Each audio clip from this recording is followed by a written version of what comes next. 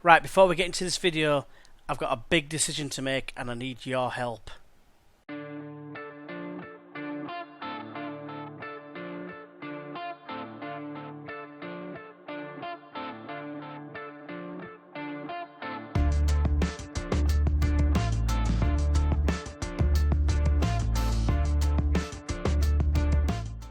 Hey everyone, and welcome back to Life at Leeds with me, GWFM, for potentially our last season in this series. If you just joined us at the beginning of this season, basically the idea is if we don't get Champions League, then that's it basically. If we get into the Champions League, I'll probably do one season, one crack at the Champions League, and then that's it. But as it is, it's just the one season otherwise. What it is I need help with is basically a matter of a transfer decision, but we'll get into that shortly because I need to show everything else first, i.e. transfers that we've already got in. So starting with the outs, and the first to go was Adam Webster. He actually went for a reasonable 12.25 million. We made just shy of 5 million off like profit from him. He only played 15 games for us in the end. He did really well. He had a few problems with injuries. And Everton came calling. I thought, you know what, it's like my fourth choice centre back. I might as well cash in on him. So yeah, I was not too disappointed to let him go. The next might come as a bit of a surprise, and it was Deulofeu. Tottenham came in with a really good offer, to be honest with you. It ended up being 22.5 million. It could rise to about 30 million, depending on how they do this season. So I thought it was a decent deal. We made £12 million profit on him and a little bit more. And yeah, he had a few problems with injuries as well. So again, not too disappointed because we had plenty of cover in those positions. Then the big one, it was a case of who someone was going to come in for first, and it was between Faraone and Manquillo. One was going to stay, one was going to go, because we got Serge Campos, who was like the regen, who was like shit hot.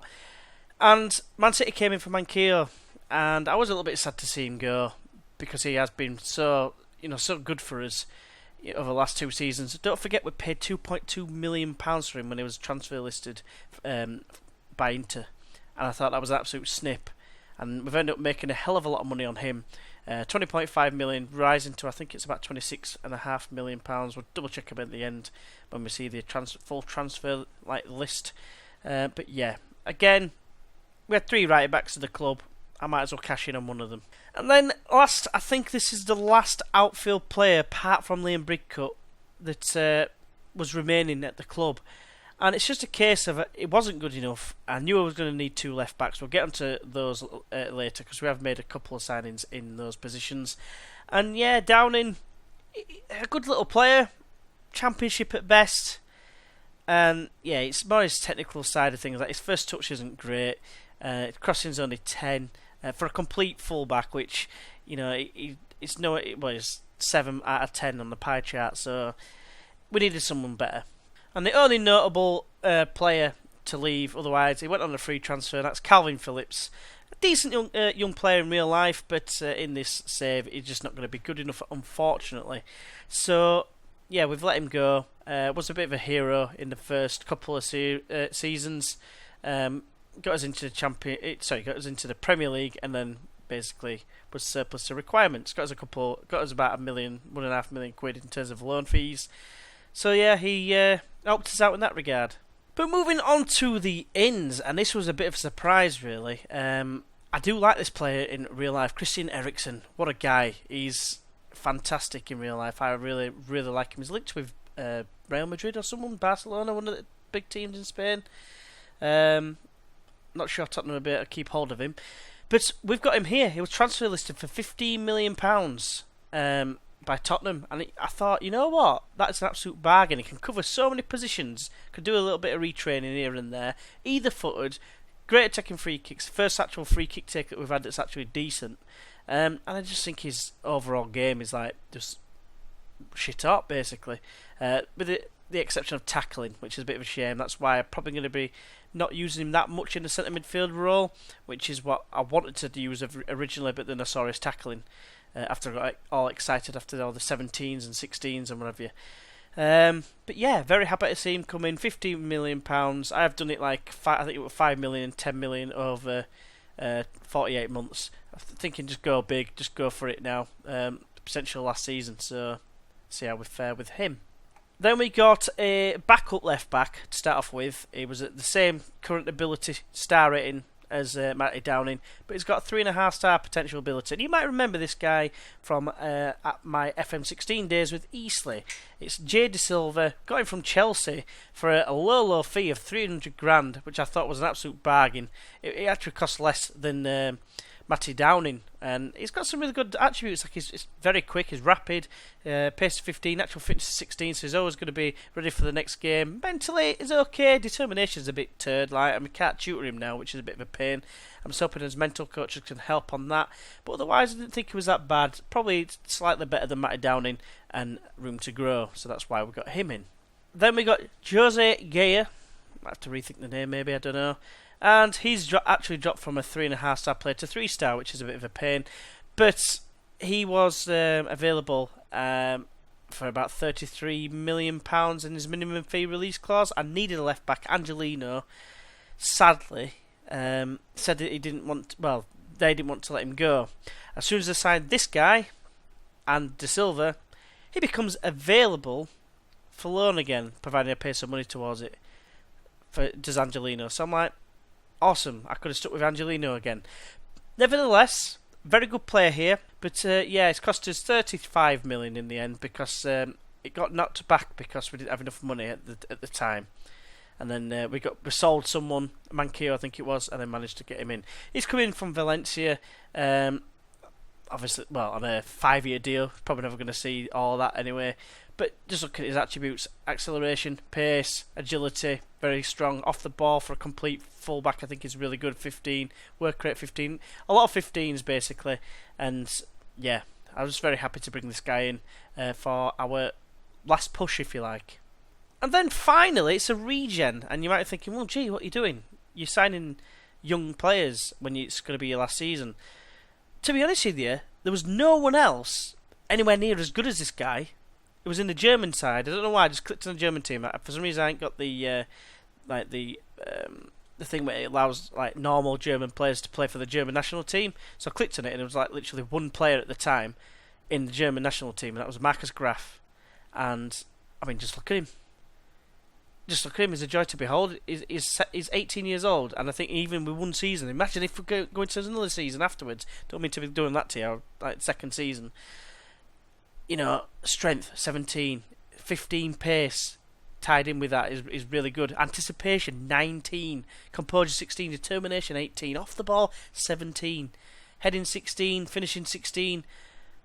It's just awesome, isn't it? Let's be honest. The sad thing is that he's away on international duty with the under-23s. I think it's the Olympic Games. So sadly, we aren't going to have him for the beginning of the season. He comes back at the back end of August, so you won't see him, unfortunately, today.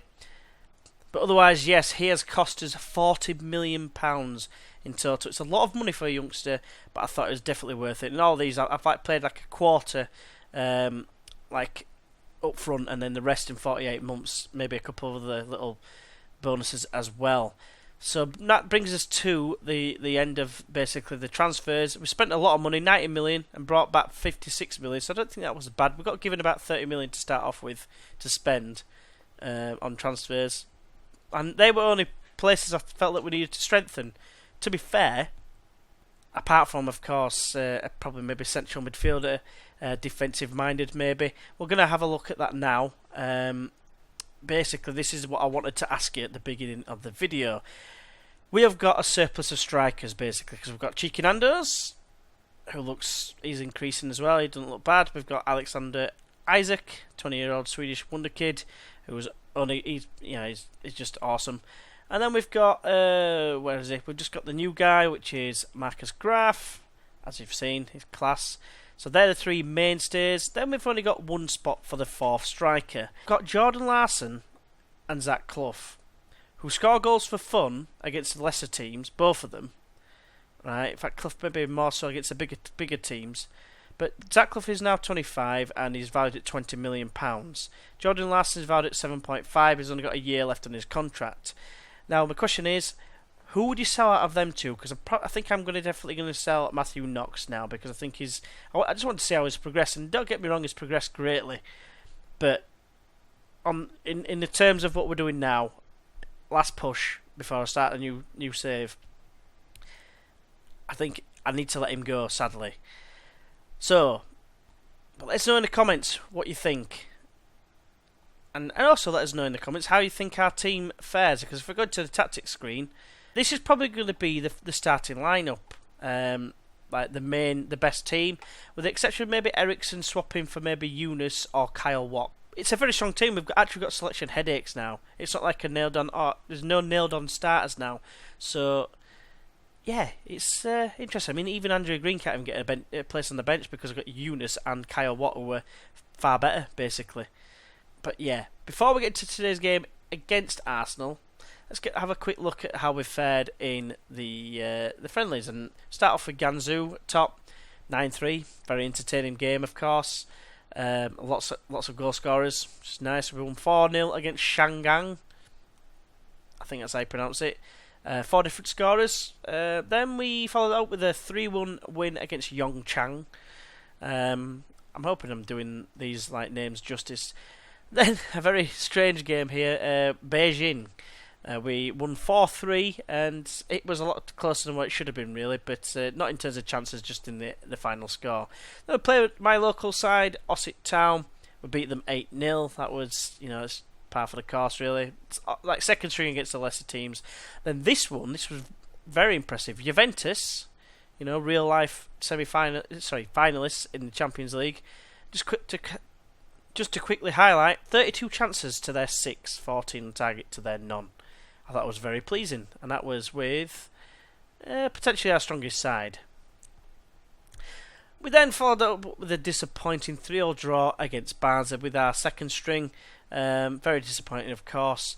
But then we had a home game against Anderlecht and beat them 4-2. And again, that was tight. Again, we went 2-0 up, then 2-2, and then managed to win 4-2, so that was impressive. Then we beat Bradford Park Avenue 13-0, high-scoring game with a lot of players getting braces, and Shogren, I think that's how you pronounce it, is a youngster that got in the second season. He got a hat-trick. He's been progressing quite well. Then we had a game against Espanyol, and we were losing 2-1 at half-time, and it was quite concerning, really, because I'm thinking, well, just beat Juventus, and Espanyol not in the same league as them, quite literally, but in terms of quality as well. And yeah, we managed to sneak out a win in the end after making quite a few changes. And then we had a game against Huesca, I think that's how you pronounce it. Beat them 3-0, quite comprehensive. One thing I will say about the Huesca game is just check this goal out. I mean, I know it's a friendly, but watch this. Pick that out. And then lastly, we had a game against FC Halifax, and it is probably for about 7 years probably the most chances we've ever created in a friendly. 50 chances. That's just ridiculous. And obviously we won 10-0. So don't need to say anything more than that. All we need to do now is get into the game against Arsenal. So the team for today's game is going to be Rajkovic in goal, with Frowney at right back, Geyer at left back, with Van Gwene and Veltman in the centre back pairing. We've got Lerma and Father Gabriel in the middle of the park, Ericsson on the left, Pereira on the right, with Isaac and Cheeky Nando's up top. Let's get into today's game. Let's try and get some silverware. Let's start on high and watch us get beat 16-0 or something. Today's game is brought to you live from Wembley Stadium. It's Leeds United FC against Arsenal FC. Right, so basically we're the underdogs, and that's basically the route I'm going to go. I'm going to say that nobody expects us to get a win. One person's react, and I'm going to say I've got faith. So yeah, hopefully we can go out there and kick some ass. Right, so we're back at Wembley again. The last time we played, of course, we were at Wembley, and we came away victorious, albeit it was against another London club in the shape of Fulham, but in the division below at the time.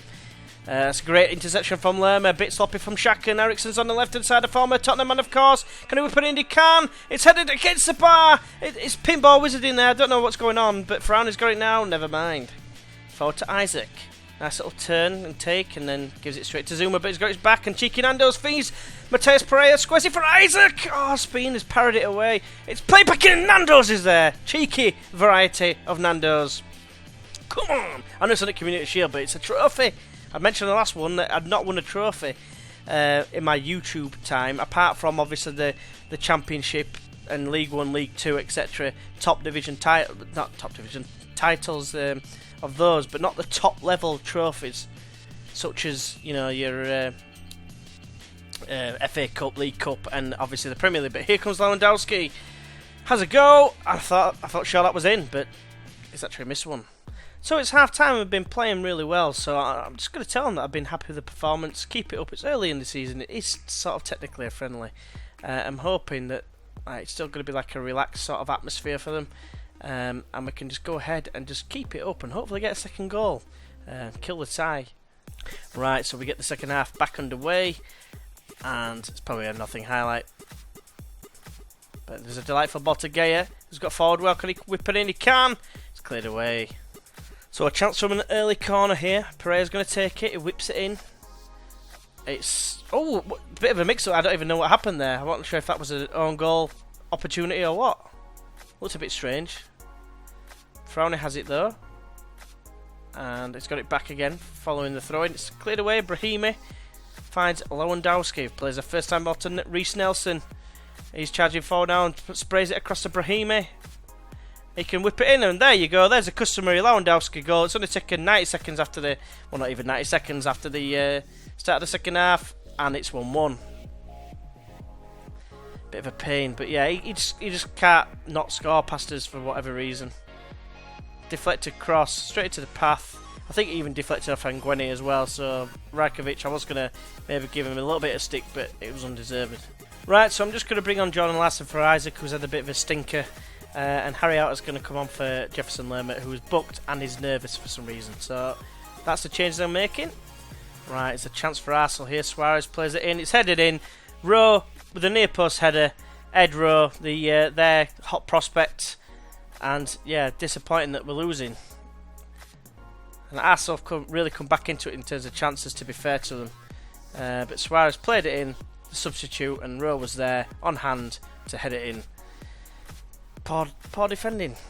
So we're making 3 changes. I didn't realise how many subs you could actually make. But Adam Younis is going to come on for Pereira. Kyle Watt's going to come on for Ericsson. And Anthony Green's going to come on for Father Gabriel. There's only 10 minutes left. Hopefully I ain't left it too late, because I didn't realise that was the case. But then Suarez just hooks from towards Lewandowski, can bring it down and turn out. But Veltman is there. But then loses out to Dragomir. And Lewandowski all of a sudden is in behind. Can he finish? He's been forced wide. Great challenge from Veltman. Can he finish the job and get it to a white shirt? He can. He finds Younis. Comes infield and chips it towards Cheeky Nando's. But he's done well though. He's into to Dragomir. Younis squares it last and for time to Cheeky Nando's. Espina. Come on, boys. We don't deserve to lose this. Younis is collected by Espina. I think that's going to be it. I think that's our chance. It's headed away by Koscielny. Oh, there we go. Disappointment. But yeah, I'm going to tell them that they're unlucky, because they were really. In fact, I'm going to tell them that we're underdogs and they gave the best. So I'll just quickly go into who we're going to be doing in the next one. Look at that run of fixtures. Man U, Arsenal, Chelsea. Bit daunting, isn't it, really? But we're going to come back for the Chelsea game, and I think the first game of the group stage of the Euro Cup. So yeah, that's what we're going to be doing. So hopefully you've enjoyed this video. If you have, why not go ahead and press that like button. If you're new to the channel, please subscribe. And don't forget to let us know what you think in the comments in regards to the transfers, because I could probably use the money to bring in either a centre midfielder or defender. And don't forget, on Tuesday, this coming Tuesday, I've got the interview with Ben DPB. And yeah, it's an interesting listen, I would hope anyway. So keep your eyes out for that. I'll send a link to his channel in the description. But hopefully you can join us for the next one. And until then, I'll see you then. Bye bye.